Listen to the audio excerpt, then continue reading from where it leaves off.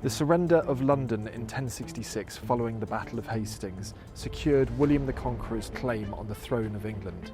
But the new king wasn't out of danger yet. The north remained unconquered and London could have risen up at any time. William the Conqueror immediately begins a period of castle building to secure his new capital. He builds 3 castles, one of which still survives, the White Tower. When the White Tower was built between 1078 and 1100, it stood at 27 metres tall. It completely dominated the surrounding city of London as a testament to the power of the new regime. But why is the White Tower built in this location? To answer that question, we need to go back even further in time to Roman Londinium. Between the 2nd and 3rd centuries, Londinium is reinforced with massive stone walls, and these continued to define the area of the city for over 1,000 years, right up until the conquest in 1066.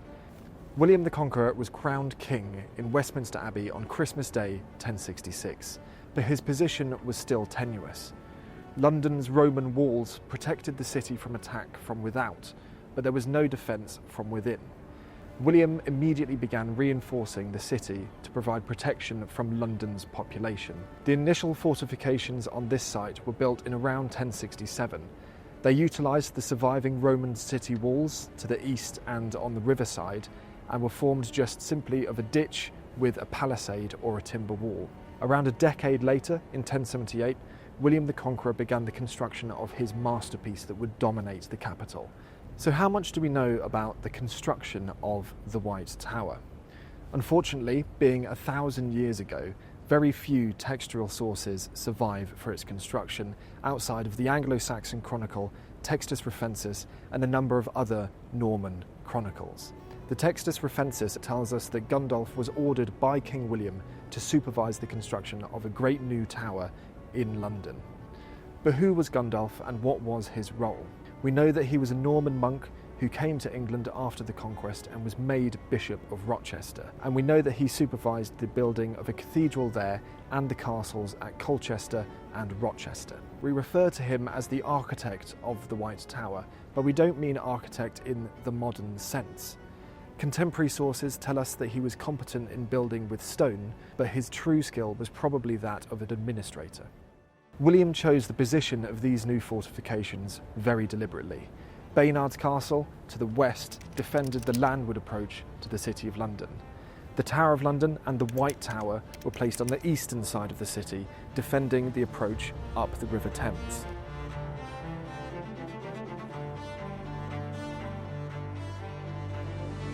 The White Tower, as it stands today, is roughly the same building that the Normans would have known in 1100. It is, at its core, a defensive building, built with massively thick stone walls that could have deterred any attack that the Anglo-Saxons could mount.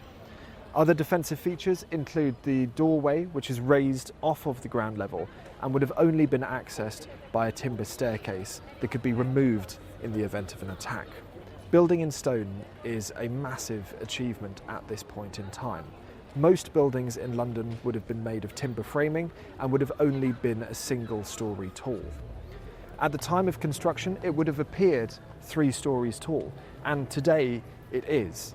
But in 1100, the White Tower only actually held 2 floors, with concealed roofs at what appears to be the 3rd floor level. This upper floor was actually only added in 1490 during the reign of Henry VII to provide more space for storage within the building. We understand the development of the floors through a landmark study into the White Tower in the 1990s. But this study didn't just reveal a change in roof level and addition of a floor. Through painstaking work, building archaeologists working with historians and innumerable other people were able to completely revolutionise our understanding of the building.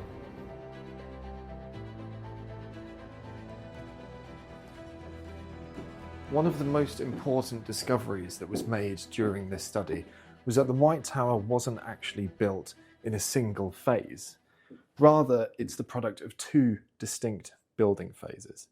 The first was between 1078 and 1080, followed by a break of around 10 years before construction resumed between 1090 and 1100. We can see this building break in many different places in the White Tower, but one of the most impressive is here in the Flamstead turret. This is the Flamstead staircase, which is an original feature of the 11th century building and the only staircase to provide access to all of the White Tower's floors. And just above first floor level, you can see this amazing band where the type of masonry used in the construction changes. The lower level is principally built with what we call ashlar, which is dressed or cut stone in these rectangular blocks. Above this, we have rubble masonry that shows that perhaps high-quality craftsmen weren't available, or the sources of stone changed at some point during that period. What we don't know, however, is why this building break occurred. It could be that the masons were called away to other jobs, or that the supply of stone just dried up as it was being used elsewhere, or it could even be that London was under threat. Unfortunately, we're never going to find out, but it's by looking at all of these different features that we're able to understand how the construction of the White Tower occurred. One question that archaeologists have speculated about is how these rooms would have been used in the Norman period. Unfortunately, we don't have any textual sources or inventories that tell us what each room would have been used for, but we can look at the architecture of the building itself. In this archway survives a Norman drawbar socket which is made out of timber and has been dated to the 11th century. A drawbar socket is quite literally a hole in the wall which will have held a drawbar. This drawbar could have been pulled across this entrance to bar a door that would have once held here. We know that people will have accessed this doorway coming towards me. And by looking at all of these features, we can begin to understand how the White Tower was used by the Normans. But there are other features of this incredible space that show the technological advancements that the Normans bring, and also the White Tower as a place of luxury. Another feature which helps us to understand how this place was used in the Norman period are these amazing fireplaces, which are some of the earliest known examples in England.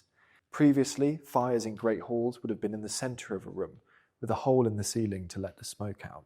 But through this advancement, smoke is drawn out of the building, making it a lighter and much better place to be in. Alongside the 4 fireplaces are also 6 garderobes or toilets. And these, again, although a seemingly normal feature in everyday houses, were an absolute revelation in the 11th century. These garderobes, which are deliberately placed not on the main elevation facing the river, would mean that your waste falls out of the building and is cleaned up by somebody else. But unfortunately, we still can't say for certain what each room was used for. There's only one place in the White Tower where we can definitively say how it was used.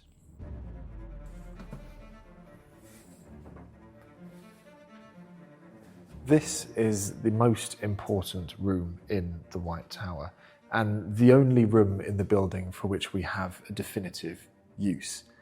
This is the chapel of St. John the Evangelist, and it's the most beautiful and exquisite place that we look after. It's built in a style called Romanesque, which literally means Roman-ish. And a huge part of this style is symmetry. And writ large, you can see that when you're in this space. But while it is symmetrical overall, you can see the delicate asymmetry that's caused by individual masons carving every single piece of stone. This place wouldn't have always been the bare masonry that we can see today. Although it's beautiful, we know that in 1240, Henry III commissions amazing wall paintings of various saints alongside coloured windows that would have brought this place to life as a place of worship. And we know that this would have been true in the Norman period as well, that this space would be a riot of colour. Unfortunately, kings in the medieval period are largely peripatetic, which means that they move around all the time. And so, unfortunately, there aren't many records about the use of this amazing space. And indeed, it wasn't used as a chapel for that long, because we know that by the 13th century, all the way up until the 19th century, this is the home of the record office. And all of those shelves and bits of paper will have actually served to protect all of this amazing masonry. The White Tower was built using around 11 different types of stone, and the Chapel of St. John the Evangelist is one of the best places where we can see these different types of stone and how they're used. The most celebrated type of stone in the White Tower is a type called caen, and this is quarried in Normandy before being transported to London to build this amazing space. And caen is a fantastic stone. It's a limestone that can be easily dressed into these ashlar pieces, and it would have been brought here from caen via boat up the Thames before being offloaded to be used in this monolithic construction. Alongside caen, we have Bembridge limestone, beerstone, chalk, and an array of other stones. And all of these show an elaborate network of quarrying and shipment. Most of the labour that was used to build the White Tower was actually Anglo-Saxons, which must have been incredible for those people, literally building the symbol of their own domination. But there were also skilled stoneworkers brought over from Normandy. These capitals, which are the decorative pieces of stone on top of the columns, are a fantastic representation of Romanesque artwork. They're formed of hollow chamfers on the corners with tower crosses in the centre. They represent the extreme skill of the Norman masons. And this skill develops over time, and we can see that in what we call the tooling marks of the masonry in the White Tower. Initially, this stone will have been cut using axes, which leave curving tooling marks, followed by chisels, which leave much more straight marks. We start to get an idea of what an incredible achievement this actually was. Some of the pieces of masonry that are used to build the White Tower are absolutely vast and would have required a huge amount of labour to move. But also the fact that all of this material is being gathered here, worked, dressed over a period of 12 years, just shows that William the Conqueror is sparing no expense in the construction of his masterpiece in the City of London.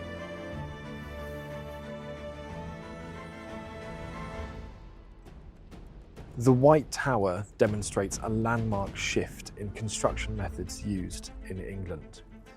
Although it's a myth that the Anglo-Saxons never built in stone, most of their buildings were single-storied and timber-framed. And although William the Conqueror died in 1087 before it was finished, this is very much his masterpiece. This is a palace, a fortress, a prison, a storehouse, a garrison. But its most important feature is as a symbol of Norman authority following the conquest. And over 900 years after it was originally built, it's no less impressive.